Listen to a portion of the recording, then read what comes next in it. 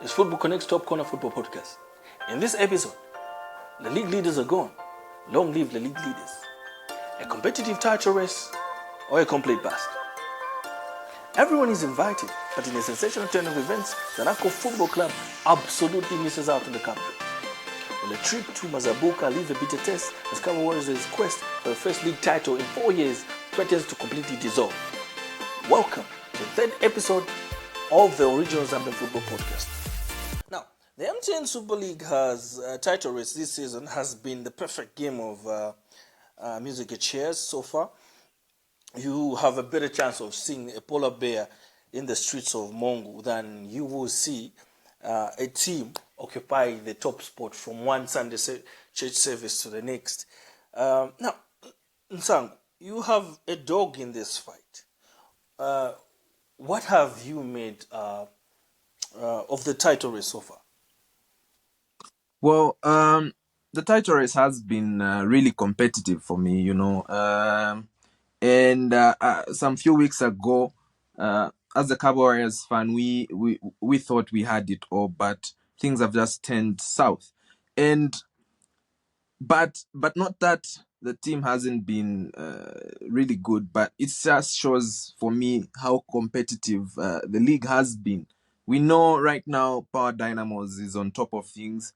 Last week was another story. We saw Zesco there, and some other few weeks we saw Cabo Warriors on top of the league. We haven't had clear runners from inception of this season, and you see this fluidity on top of the table is actually the same thing happening at the bottom, except Ndeni has decided to make it clear that they want to go back to the National League. But all in all, the race has been the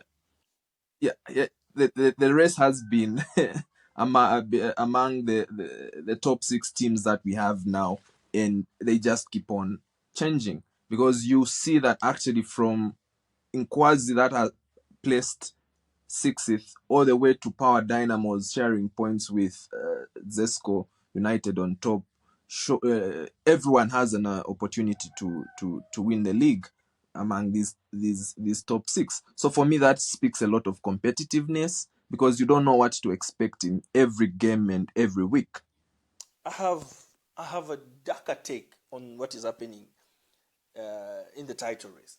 I feel like the revolving door of league leaders is not a sign of an ultra competitive league, rather an extreme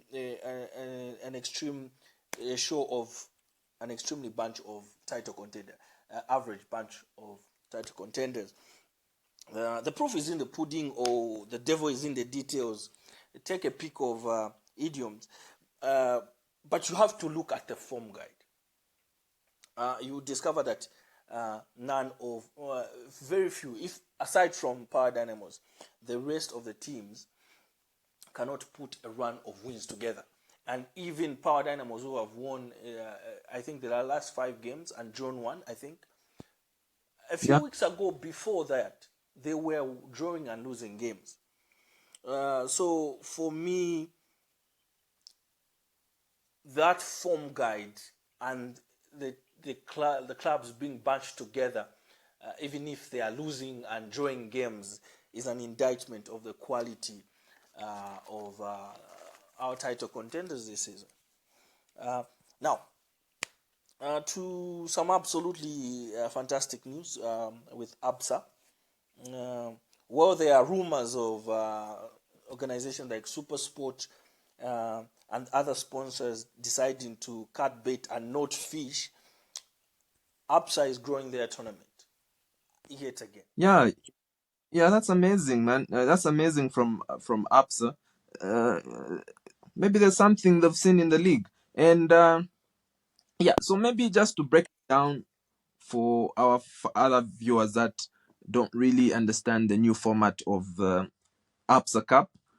We've seen the teams increase to 21. Actually, this happened last season, and we've seen the same number of teams maintain. Yeah. And the prizes and the money involved has also been increased. Yeah, But before we go there, it has increased from the allocation from 5.5 million kwacha to 6.5 million kwacha. But before we get to yeah. that, what teams are we seeing this season? Oh yeah. So this season. So remember, I mentioned we have 21 teams, and so we have 7 that are coming from the MTN Super League, and 4 are coming from the National League, and 10 from the Provincial Division 1. So now to break it down, from the Premier League, we have Zesco United, Cowboy Warriors, Nkana, Power Dynamos, Red Arrows, Green Eagles, and Green Buffaloes. And the 4 from the National League are Konkola Blades, Kansanshi Dynamos, Prison Leopards, and Pulungu Haba. So now for the Provincial Division 1, Mpulungu Haba yeah, is going to compete. yeah, That's very interesting, and I found yeah, that's the MT the what the National League has been quite exciting because I've been following Mines United. But aside from that, we have teams from across the country represented to um, the provincial yeah. leagues as well.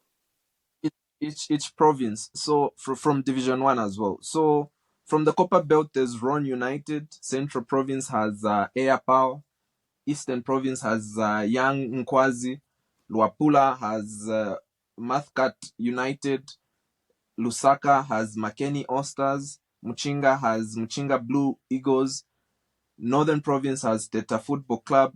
Northwestern has Solwezi Academy. Southern Province has Bats FC, and Western Province have Nangweshi Pirates. So now those are the teams that make up the 21 teams. Now another exciting thing is that we have a roadmap on how the ABSA is going to be played this time around. Last season we had playoffs for the provincial side. Is it the same this season as well? Well, yeah, that's a format. So obviously, the league, or sorry, the cup kicks off with the preliminary rounds, and they'll kick off actually on the 15th and 16th of this month, March. So what happens now here? The 10 provincial teams face each other, and only 5 actually make it to the next round, which is the round of 16. Well, they'll be So joining now, the 4 from the National League and and the 7 from the Super League, making it 16, the round of 16. Okay, okay. Do we have a pick of fixtures for the pick of the fixtures have been released as well, hasn't it? yeah, they have been released, and obviously, so just to get a clear picture of how these drones are done. Uh, so the round of 16, actually, we have the 7 uh, MTN Super League teams seeded together with Konkola Blades. Obviously, Konkola Blades were top of Yeah, yeah. the National League by at qualification, so they are seeded as well. And from there now, Qualification we is at the midpoint of the season.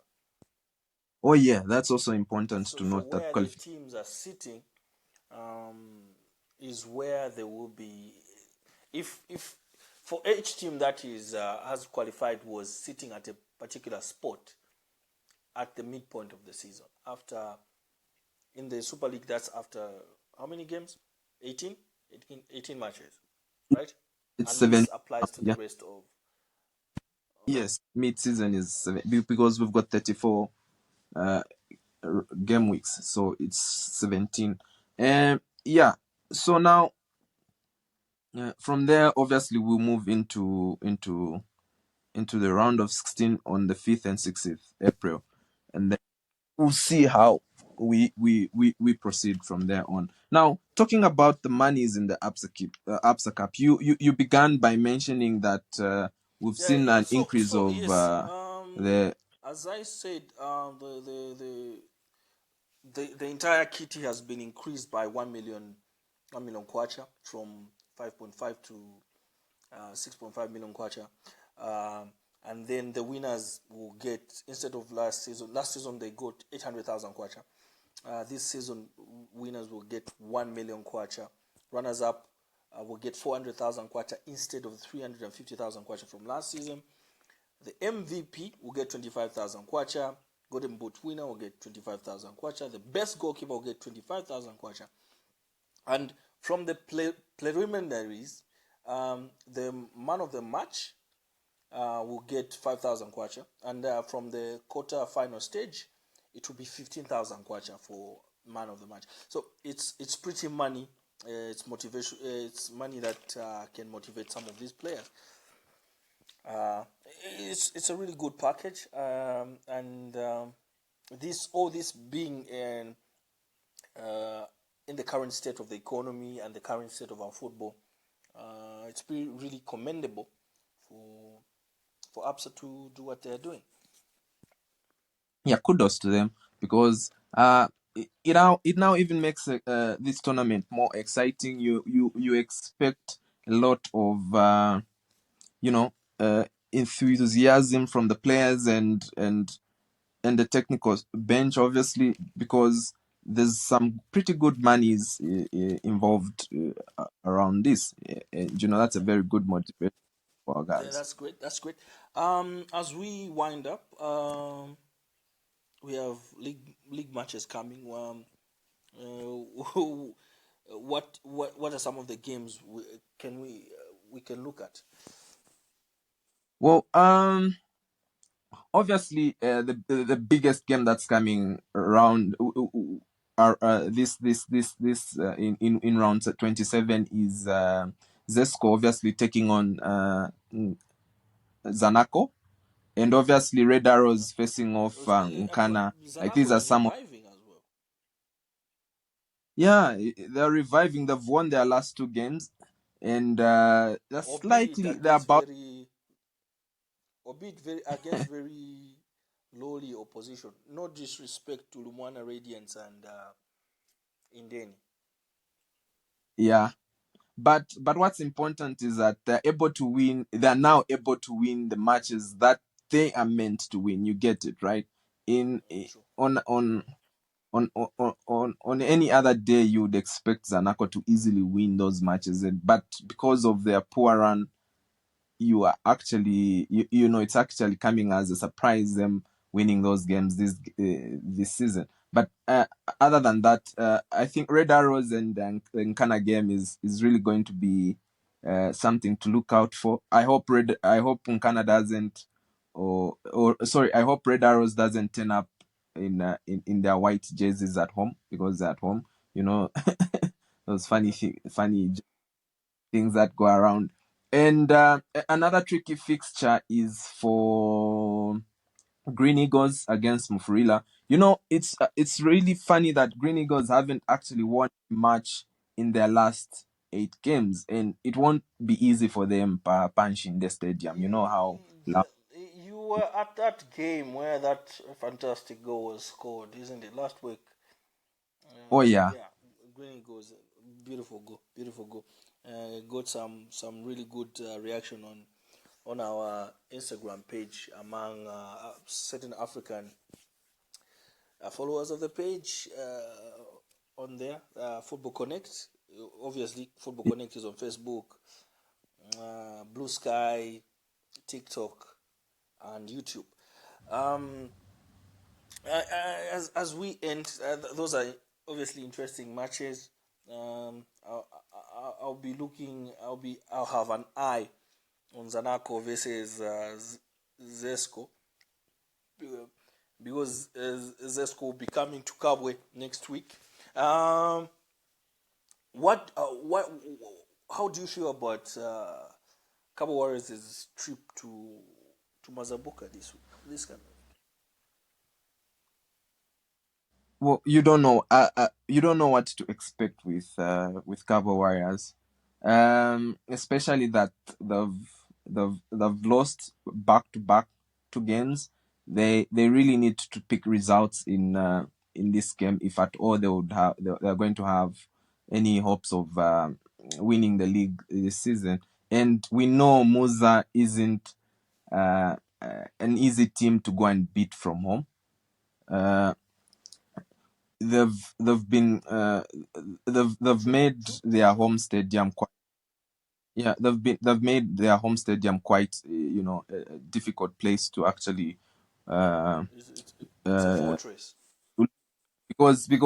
Because funny thing is that they've already this season they've only lost two games rather at home, so it's going to be difficult for Cabo Warriors as well to pick up a win from there. But all in all, I hope for the best. I hope they'll manage to. Yeah, true. The Cabo Warriors fans are really dedicated here. I think we can end here, but I just wanted to mention Joseph Liteta, who's playing for Cagliari in Italy. The developmental team has been seeing as most of his peers are struggling for game time. Sabobo, Miguel Chaiwa, and even Kingston Mutandwa have been in and out of teams and not playing, barely playing. But this gentleman, Joseph Liteta, has made himself a mainstay of his team, starting 18 matches out of the 20. So I'll also be looking to Songa Chipioka this weekend as one of the overseas players to look forward to. Otherwise, that's all we had for you on Football Connect's Top Corner podcast, your original Zambian football podcast. So, until next time. Until next time, bro.